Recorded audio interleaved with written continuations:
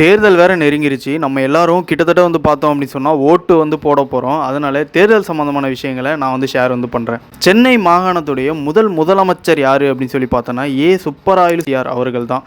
மக்களால் தேர்ந்தெடுக்கப்பட்ட முதல் சிஎம் அவர். அதிக ஆண்டுகள் முதலமைச்சராக வந்து இருந்தது யார் அப்படின்னு சொல்லி வந்து பார்த்தோம் அப்படின்னா கருணாநிதி அவர்கள் தான் வந்து பார்த்தோன்னா அதிக ஆண்டுகள் வந்து இருந்திருக்காரு. கிட்டத்தட்ட 19 வருஷம் வந்து முதலமைச்சராக வந்து இருந்திருக்காரு. தொடர்ந்து யார் வந்து அதிக ஆண்டுகள் வந்து பார்த்தோன்னா முதலமைச்சராக இருந்தது அப்படின்னு சொல்லி பார்த்தோம் அப்படின்னா அது வந்து எம்ஜி ராமச்சந்திரன் அவர்கள் தான் வந்து தொடர்ந்து முதலமைச்சராக வந்து அதிக ஆண்டுகள் பதவியில் வந்து இருந்திருக்காரு.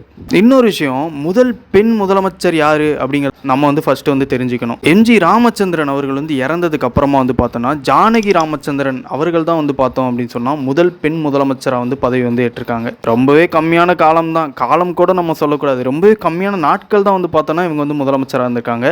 23 நாட்கள் தான் முதலமைச்சராக இருந்திருக்காங்க. ஆனால் முதல் பெண் முதலமைச்சர் அப்படின்னு சொல்லும்போது அது வந்து இவங்கள தான் வந்து சேரும். 18 வயசு முடிஞ்ச எல்லாருமே வந்து ஓட்டு வந்து போடலாம். நம்ம போடுற இந்த ஓட்டு தான் வந்து பார்த்தோம் அப்படின்னு சொன்னால் 5 வருஷம் வந்து நம்மளுடைய தலையெழுத்தை வந்து தீர்மானிக்கும் அப்படின்னு சொல்லிட்டு வந்து சொல்லுவாங்க.